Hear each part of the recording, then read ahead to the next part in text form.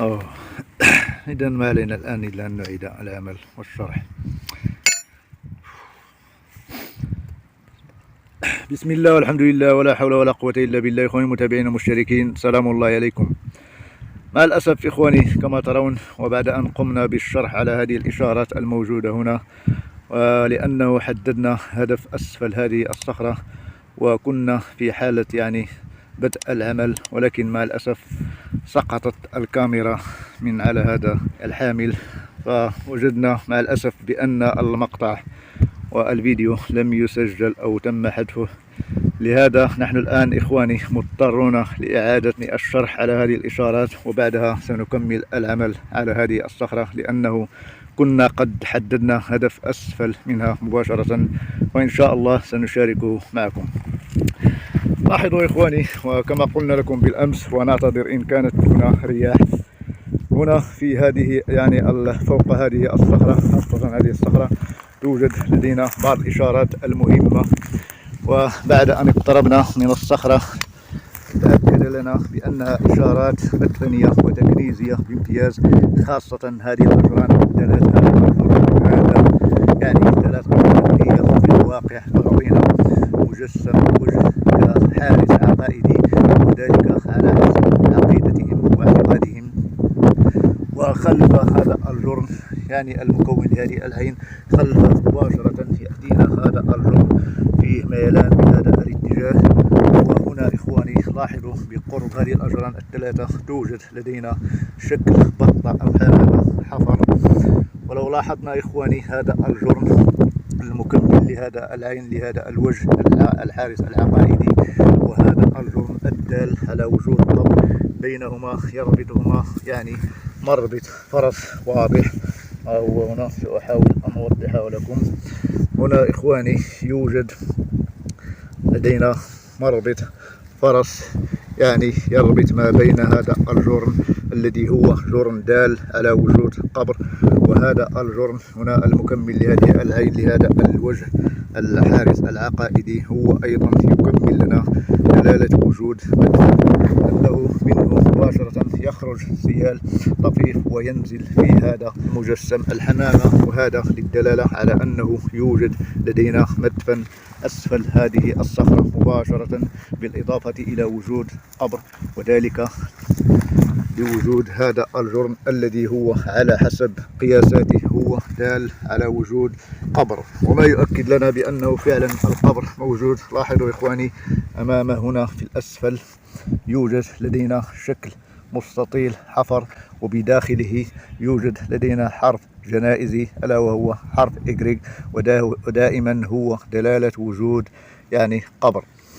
إذن أين يمكن أن نجد هذا القبر إخواني؟ لاحظوا لو رجعنا وعدنا إلى هذا الجرم الذي هو دال على وجود قبر، لاحظوا إخواني فيه ميلان بهذا الاتجاه، وحتى الصخرة فيها ميلان إلى هذا الاتجاه، وهذا الاتجاه هو الاتجاه الغربي. دائما الدفن بالنسبة للحضارة الرومانية فهو يتم في الاتجاه الغربي أو الاتجاه الجنوب الغربي. ولاحظوا إخواني هنا حددنا شكل وجود أحجار ظهرت بفعل عوامل التارية، وبعد أن استعنا بالأسياخ تم تحديد وجود قبر انطلاقا من خلف الصخرة مباشرة.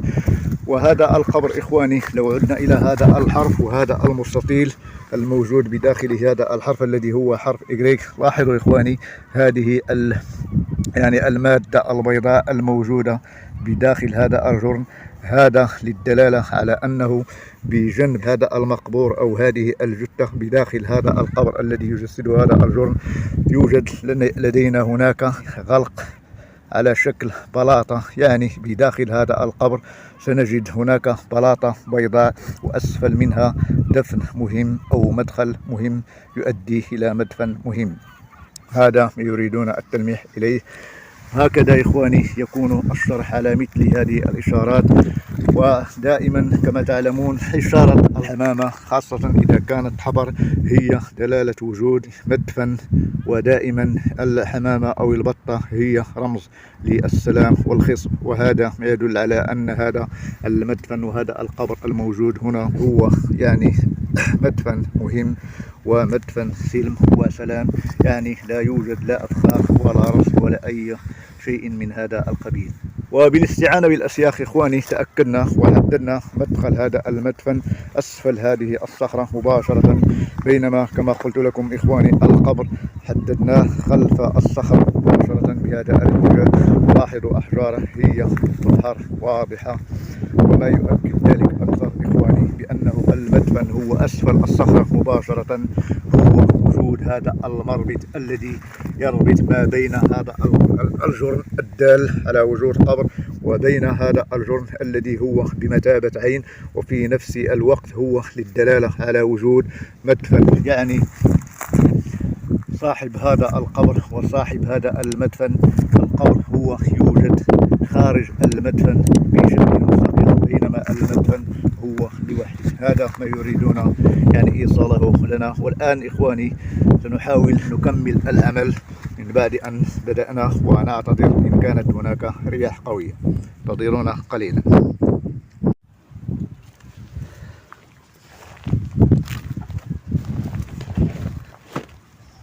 لاحظوا إخواني نحن الآن سنكمل العمل، ولا نخفيكم بأنه وقع معنا خطأ، لأنه كنا قد بدأنا العمل أسفل هذه الصخرة، لأنه حددنا وجود هدف أسفل، يعني هدف سطحي صغير أسفل من الصخرة مباشرة، وكنا في حالة عمل وإذا بنا يعني ضربنا هذا الحامل للكاميرا فسقطت الكاميرا، ومع الأسف الفيديو تم حذفه، لهذا اضطررنا لإعادة التصوير. أما بخصوص الإخوان الذين يقولون بأن كيف أنك تجد كل هذه الأهداف، أولا إخواني عليكم أن تعلموا بأن هذا الموقع الموجود عندي هو قريب لمدينة أثرية، وجاء بمحاذاة يعني طريق قديم روماني يربط ما بين مدينتين قديمتين أثريتين رومانيتين. ودائما مثل هذه المواقع إخواني هي تكون بمثابة يعني الأماكن المفضلة للدفن لدى يعني في ذلك يعني العهد لدى الناس والأشخاص الذين كانوا يمرون من هذا الطريق، خاصة التجار والحرفيين والأشخاص العاديين. يعني هناك من كان يخاف على يعني أموره وممتلكاته، فكان يضطر لدفنها في هذه يعني الربوة، بأن هذا الموقع هو على شكل ربوة وجاءت بمحاذاة طريق روماني. كما أنه يوجد أيضا هنا إشارة يعني جرن محراب، وهذا ما يدل على أنه كان هناك يعني رجال دين مختصين في الدفن وفي نحت الإشارات، لأنه لا ننسى أنه في ذلك العهد كان هناك أشخاص يلتجئون إلى رجال يعني أصحاب رجال الدين والكهان المكلفين بالدفن. وهنا وبما أنه توجد يعني إشارة محراب، فهذا دليل على أنه يوجد هنا معبد قديم لهم، لهذا كانوا يلتجئون إلى هذه المنطقة.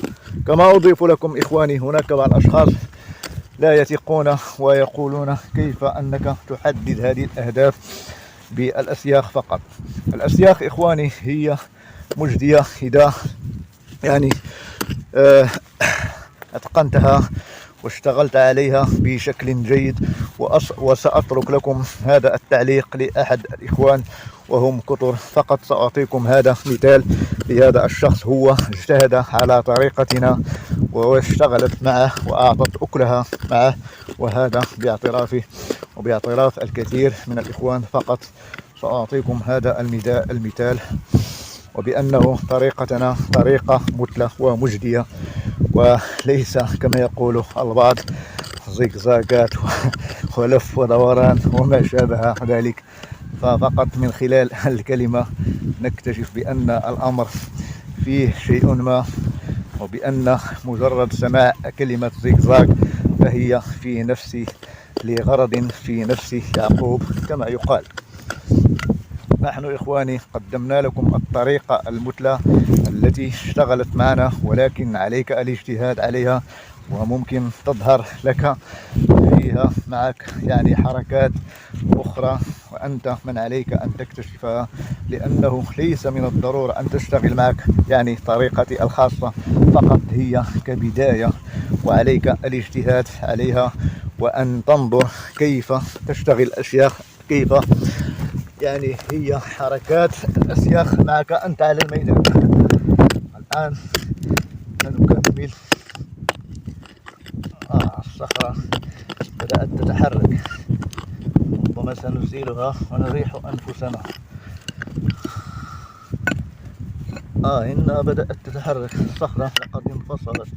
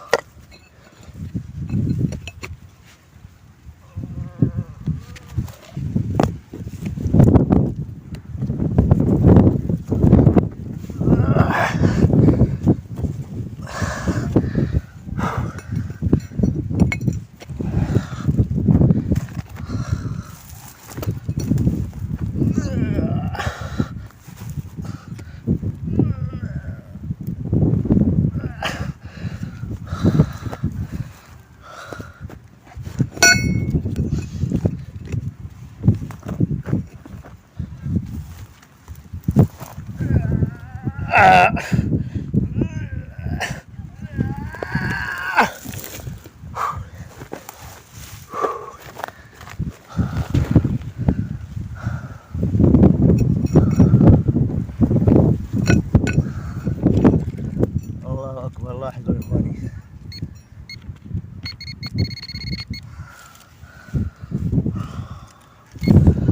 حاول أن نقرب لكم.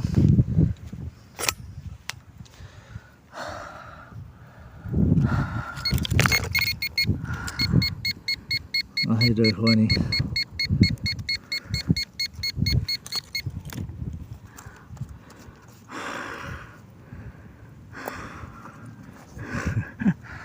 هاي إنها قطعة جميلة.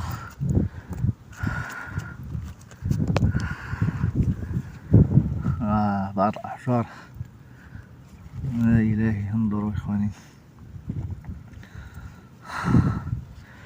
هنا توجد بعض الأحجار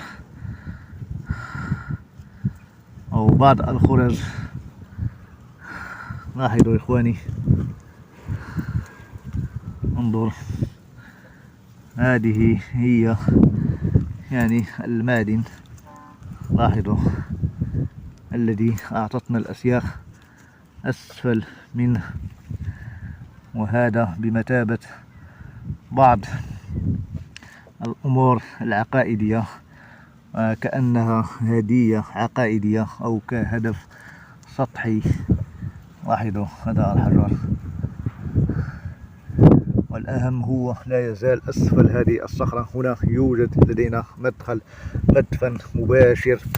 ولاحظوا إخواني أسفل هذه الصخرة هذا الجرم، نصف جرم قوسي أتى أسفل الصخرة مباشرة، وهذا للدلالة على أنه يوجد مدخل أسفل هذه الصخرة مباشرة.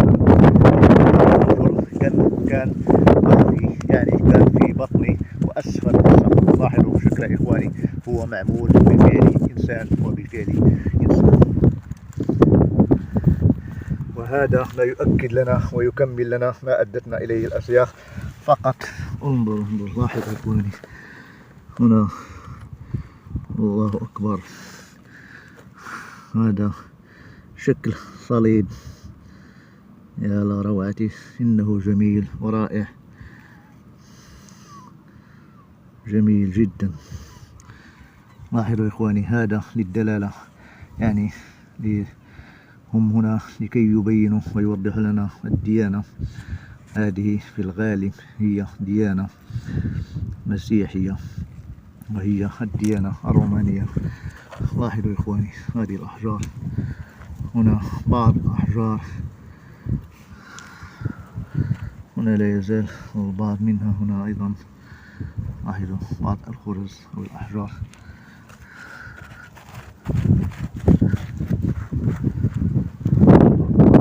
لا يزال هنا المزيد، الله أكبر. لاحظوا إخواني، حتى هذا الجرن هو جرن نفر أتى أسفل هذه الصخرة مباشرة، وهذا للدلالة أيضا على أنه يوجد هناك مدخل وهدف أسفل هذه الصخرة وأسفل هذا الموقع مباشرة، وهو كما قلنا لكم إخواني يوجد لدينا مدفن أسفل هذه الأحجار من هذا الموقع مباشرة.